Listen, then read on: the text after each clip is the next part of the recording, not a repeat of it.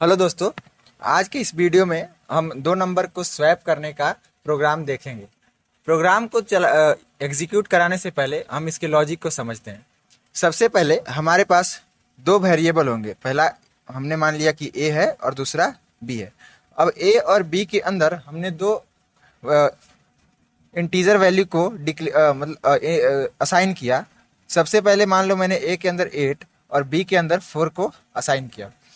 Assign करने के बाद हमें करना तो कुछ ज़्यादा नहीं है, बट ए के अंदर बी की वैल्यू यानी कि 4 को असाइन करवा देना है। यानी जो ए की वैल्यू है वो 4 हो जाए और बी के अंदर जो है वो 8 हो जाए। इसका हमें प्रोग्राम लिखना है, यानी स्वैप करवा देना है दोनों वैल्यूज़ को।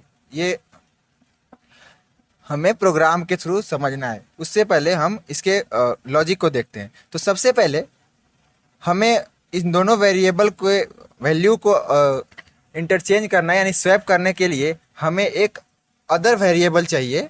अदर वेरिएबल इसलिए चाहिए क्योंकि हम डायरेक्टली दोनों वैल्यू को आपस में स्वैप नहीं कर सकते। अगर हम ए के अंदर बी की वैल्यू को डायरेक्ट स्वैप करें तो ए की वैल्यू जो कि 8 है वो ओवरराइड हो जाएगी और फिर हमें ए की वैल्यू 8 वापस नहीं मिलेगी। इसके लिए हम एक अनदर वेरिएबल का यूज़ करेंगे एज ए कंटेनर। तो हमने मान लो कि एक टेम्पररी वेरिएबल टेम्प का यूज़ किया और टेम्प के अंदर ए के वैल्यू को स्टोर कर दिया। इसका मतलब ये हुआ कि टेम्प के अंदर हमारे पास 8 इनिशियलाइज हो गया। जैसे ही हमने टेम्प वेरिएबल के अंदर ए को इनिशियलाइज किया तो ए में जो वैल्यू 8 थी वो टेम्प के अंदर आ गई। अब हम ए के अंदर बी को इनिशियलाइज करेंगे, यानी कि जो ए वेरिएबल है उसके अंदर ये बी की वैल्यू क्या है 4, वो आ जाएगी। तो अब हमारे पास ए के अंदर क्या आ गई 4। अब हमारा बी जो है, बी के अंदर हम टेम्पररी वेरिएबल को असाइन करेंगे। तो जैसे ही हम ये वाला लाइन चलाएंगे तो बी के अंदर जो है हमारी 8 आ जाएगी, क्योंकि टेम्प के अंदर 8 इनिशियलाइज हुई थी। तो अभी क्या हुआ, सबसे पहले हम प्रोग्राम के फ्लो को फिर से समझते हैं, इसके लॉजिक को। तो हमने ए और बी दो वैल्यू वेरिएबल इनिशियलाइज किया 8 और 4 से। जैसे ए के अंदर 8 गया और बी के अंदर 4। अब हमने एक टेम्पररी वेरिएबल, इसका काम क्या है, ये कंटेनर की तरह काम करता है। कंटेनर का काम करने का मतलब ये हुआ कि ये पहले से खाली बॉक्स है, उसके अंदर हमने ए के वैल्यू को फिर से री इनिशियलाइज कर दिया। तो अब आप देख सकते हो कि जो ये टेम्प जो वेरिएबल था जो कि खाली था, उसके अंदर ए की वैल्यू चली गई। ए के अंदर क्या थी 8, और वो 8 कहाँ चली गई है टेम्प के अंदर। अब जो है हमारा ए जो है वो खाली बचा हुआ है। खाली इन द सेंस की मतलब उसकी वैल्यू दूसरे में इनिशियलाइज हो गई है। इसका कहने का मतलब ये नहीं हुआ कि मेमोरी में से 8 गायब हो गया है। ए वेरिएबल के मेमोरी से 8 गायब हो गया है। अभी भी ए के जो मेमोरी है उसके अंदर 8 है, लेकिन यही 8 मतलब जो 8 वैल्यू है वो टेम्पररी वेरिएबल के अंदर भी चला गया है। इस तरह से इसका मतलब हुआ। अब हम जब ये ए के अंदर फिर से बी री इनिशियलाइज करेंगे, यानी जो ये बी की वैल्यू 4 है, तो अब जो इसके मेमोरी के अंदर 8 है उसके जगह पे 4 चला जाएगा और ए की वैल्यू 4 हो जाएगी। अब फिर से अब जब हम बी की बात करते हैं तो बी के वैल्यू में से जो बी की वैल्यू को हमने ए में डाला, तो इसका मतलब ये नहीं हुआ कि बी में से 4 गायब हो गया है। इसका मतलब ये हुआ कि ए में जो है 4 इनिशियलाइज हुआ है, लेकिन अभी भी बी के अंदर 4 है। अब हम जब टेम्पररी वेरिएबल के वैल्यू को बी में डालेंगे तो ये 4 जो है ये ओवरराइड हो जाएगा और इसके जगह पर 8 आ जाएगा। इसको हम समझने के लिए 3 कंटेनर का यूज करेंगे। जैसे एक कंटेनर है जिसके अंदर हमने ए वैल्यू यानी कि 8 को स्टोर किया, और एक कंटेनर है हमारे पास बी जिसके अंदर हमने 4 को यानी कि बी को स्टोर किया। अब अगर हम चाहते हैं कि जो ए के अंदर वैल्यू है वो बी में चली जाए और जो बी की वैल्यू है ए में आ जाए, मतलब हमारा जो फाइनल स्टेट जो हम चाहते हैं वो हमारा इस तरह है कि ए के अंदर 4 आ जाए और बी के अंदर 8 आ जाए। तो इसको करने के लिए हम इसको डायरेक्ट नहीं कर सकते, क्योंकि अगर हम 4 के वैल्यू को ए में डालते हैं, इस वाले कंटेनर में डालते हैं, तो ये 8 गायब हो जाएगा। अगर हम ए की वैल्यू को बी में डालना चाहें तो बी में से जो 4 है वो ओवरराइड हो जाएगा। तो इसको करने के लिए हम एक तीसरे कंटेनर का यूज करते हैं। जैसे कि हमने ये कंटेनर एक बना लिया सी। अब हम अगर ऐसा करें कि जो ए की वैल्यू है यानी ये 8 वो इसमें डाल दें, तो अब ये खाली हो या इसमें कुछ भी वैल्यू हो, उससे हमें कोई लेना देना नहीं, क्योंकि हम जो ये वैल्यू है हमने यहाँ सी में स्टोर कर लिया है।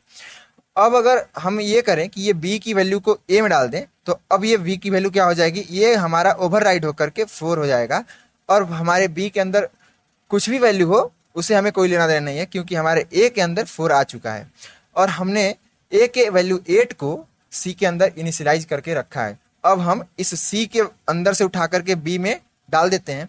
तो जब हमने सी के अंदर से वेरिएबल के यानी कि वैल्यू 8 वैल्यू है, इसको बी के अंदर जब डालेंगे तो ये 4 जो ओवरराइड होकर के 8 बन जाएगा। और देखो आप कि हमारा गोल स्टेट भी था 4 और 8, जो कि हमने यहाँ लिख रखा था। तो आप देख सकते हो कि जो हम चाह रहे थे वो हो गया। क्या किया हमने, सबसे पहले जो ए की वैल्यू है उसको सी में डाला, और बी की वैल्यू जो है उसको ए में डाला। फिर जो सी कंटेनर के अंदर हमने स्टोर किया था उसको बी में डाल दिया। तो जो सी है वो as a temporary variable temp की तरह काम कर रहा है। यहाँ पे ये नोट करने की पॉइंट है कि यहाँ पर जो टेम्प वेरिएबल जो है कि सी है, सी एक टेम्पररी वेरिएबल, टेम्प इसलिए लिखा हो क्योंकि हमने टेम्पररीली इसको यूज किया है। टेम्पररी का मतलब कि आगे चल के प्रोग्राम में ये कहीं यूज नहीं होगा, बस ये स्वैप करने के लिए मीडियम बन के आया है, एक माध्यम है जिसके थ्रू हम अपने नंबर को स्वैप कर रहे हैं। तो आप ये देख सकते हो कि यहाँ पर सबसे पहले हमने टेम्प वेरिएबल लिया, टेम्प के अंदर ए को डाला, ए के अंदर बी को डाला, फिर बी के अंदर टेम्प को डाल दिया। तो इस तरह से हमारा ए बी का वैल्यू जो है स्वैप हो गया। अब इसको हम प्रोग्राम के थ्रू कैसे देखते हैं, तो सबसे पहले इसके लिए हम अपने कंप्यूटर के स्क्रीन पे चलेंगे और वहां पर हम इसके कोड को करके देखेंगे। तो दोस्तों मैंने यहाँ पर एक swap.c करके फाइल बना रखा है। आप भी अपने कंप्यूटर के अंदर कोई एक फाइल बना सकते हो जो कि आप याद रख सको। यहाँ पर लिखा हुआ है swapping of number using third variable. ये थर्ड वेरिएबल जो है वो टेम्प है, यानी टेम्पररी वेरिएबल है, और इसकी मदद से हम नंबर को स्वैप करेंगे। तो सबसे पहले मैंने लिखा hashtag include studio.h and then int main, और इसके अंदर मैंने मान लो कि 2 वेरिएबल, एक ए और एक बी, और एक टेम्पररी वेरिएबल टेम्प बना लिया। अब यहाँ पर आप चाहो तो यूजर से इनपुट दे सकते हो या फिर डायरेक्ट भी यहाँ पर वैल्यू को इनिशियलाइज कर दो ए और बी को। तो मैं यहाँ पर यूजर इनपुट के लिए बना रहा हूँ। तो सबसे पहले मैं प्रिंटफ का यूज करूंगा, और प्रिंटफ के थ्रू मैं एक मैसेज दूंगा कि enter two number to be swapped, okay. और यहाँ पर मैं सेमी कॉलन लगाता हूँ। फिर स्कैनएफ की मदद से मैं यूजर का इनपुट ले लूंगा। तो यहाँ पर लिखूंगा %d, ओके। और यहाँ पर 2 बार %, एंड एक ए के लिए हो गया और एक बी के लिए। यहाँ पर ए और बी के लिए मैंने यहाँ पर वेरिएबल इनपुट ले लिया। अब मैं एक मैसेज यहाँ दे देता हूँ ताकि आपको पता चले कि जो वैल्यू है वो स्वैप होने से पहले क्या थी और स्वैप होने के बाद क्या है। तो सबसे पहले मैंने क्या किया कि प्रिंटफ लगाया, और प्रिंटफ की मदद से मैंने लिखा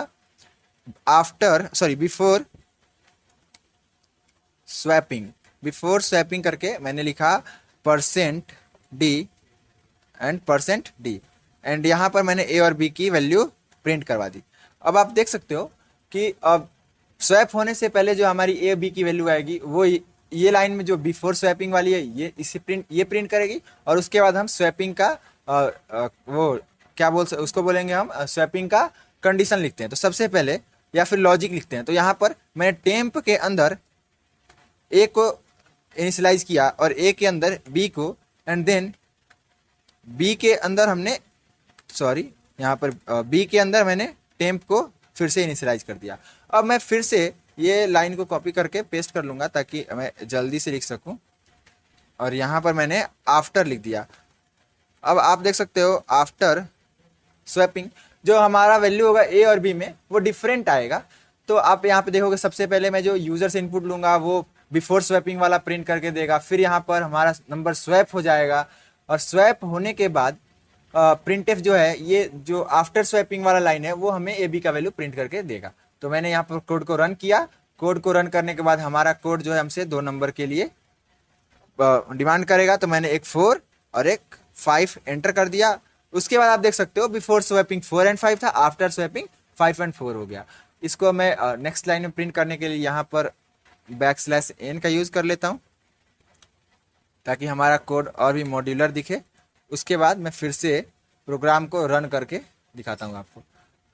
आपसे प्रोग्राम जो है हमारा 2 नंबर के लिए इनपुट मांग रहा है, तो मैंने यहाँ पर 8 एंड 9 कर दिया। अब देखो आप, बिफोर स्वैपिंग 8 एंड 9 था और आफ्टर स्वैपिंग 9 एंड 8 हो गया। तो इस तरह से हम थर्ड वेरिएबल का यूज करके 2 नंबर को स्वैप कर सकते हैं। स्वैप करने का मतलब ये हुआ कि 2 वेरिएबल जो है उनके अंदर जो वैल्यू है उसको हम बदल देंगे।